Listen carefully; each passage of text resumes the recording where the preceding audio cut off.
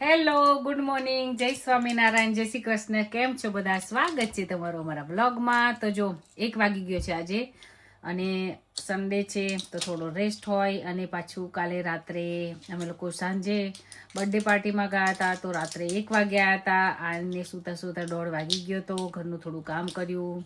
મુક્તને પણ ભૂખ લાગી ગઈ હતી, એને કશું ખાધું નહોતું તો એની માટે અજમાવાળો રાઈસ બનાવ્યો. અત્યારે પણ એ દવા મારી છે, કેમ ખોલી? એન્ટીબાયોટિક છે, કડવી લાગશે. હું નહીં આપતો ફોન. કરી તો ખરું મેં ચાલુ. એને ખાતા ખાતા ફોન જોઈએ જ અને હું ડાયટ પર છું એટલે વેજીટેબલ પૌવા.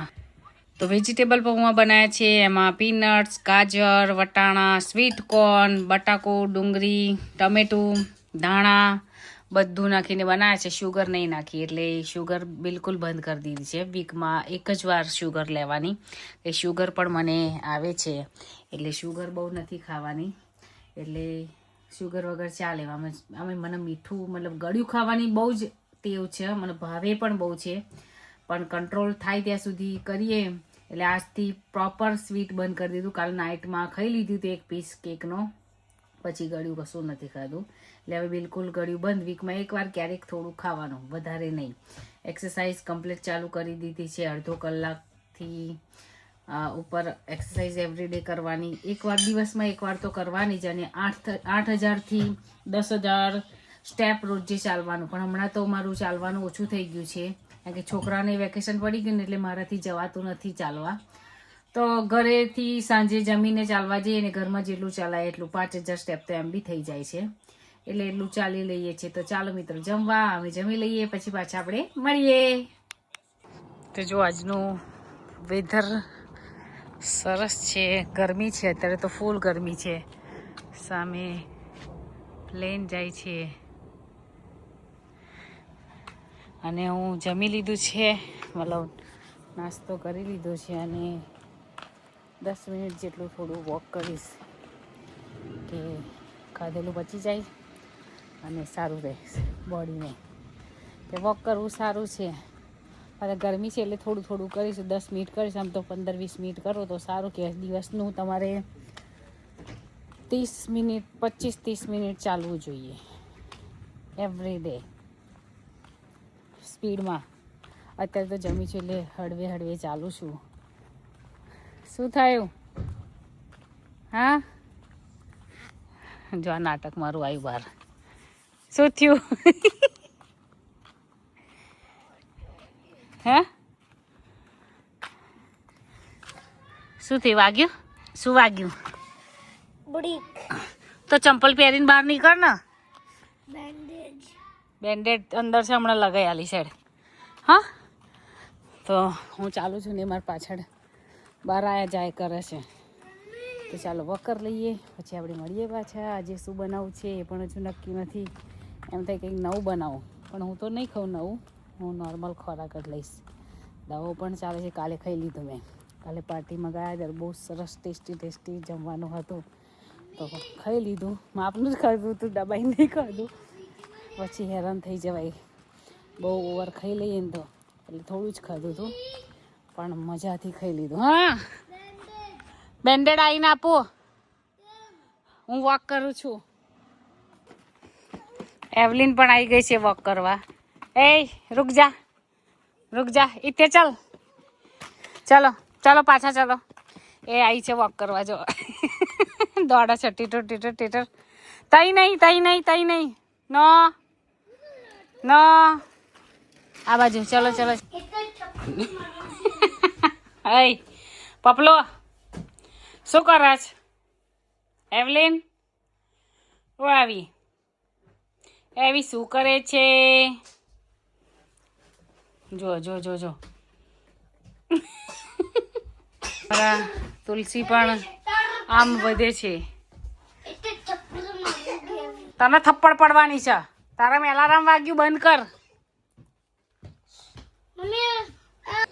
તો જો અમે મસ્ત મજાની નવી ગાડી લઈ લીધી છે અમારા સ્વામિનારાયણ ભગવાનના આશીર્વાદથી. 7 સીટર ગાડી લીધી છે. અંદરથી પણ એકદમ મસ્ત છે. જો હમણાં નિકુંજ સૂઈ ગયા છે. અહીંયા તો નેટ છે એટલે ઉઠે પછી તમને હું બતાવું. ટોયોટાની છે હાઇબ્રિડ ગાડી જે આવે ને, પ્રિયસ પ્લસ.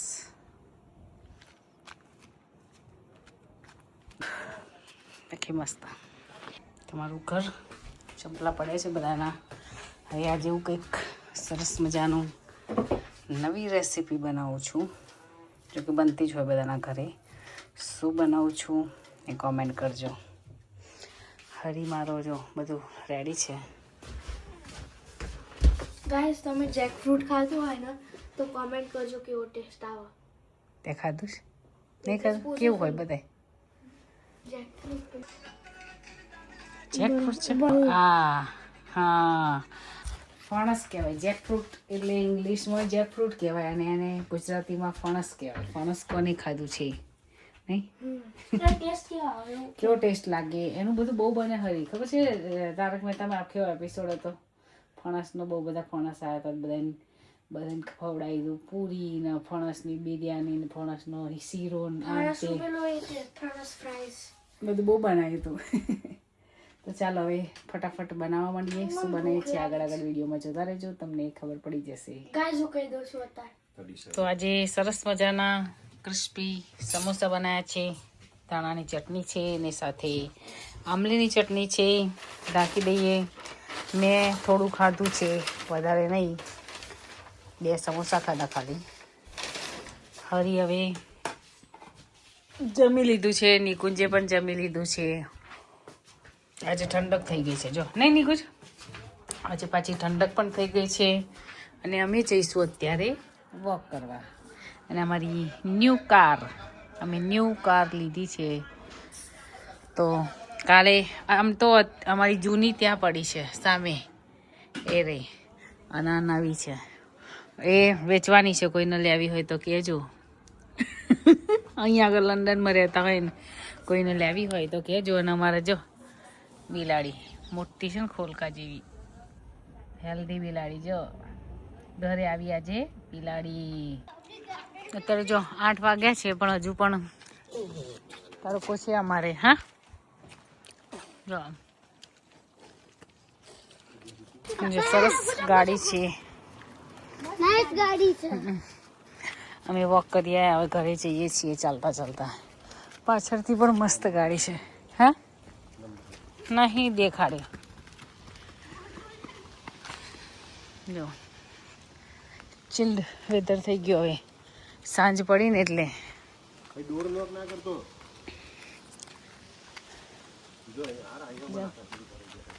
હવે પછી પાણી જાય ને રહ્યા દો ને. હાથ ના નાખજો, ગંધ થતા. તારે લોકો કચરો નાખવાનું, આપણે કઈ સાફ કરવા બેસવાનું. ચાલો તાર મળીએ પછી.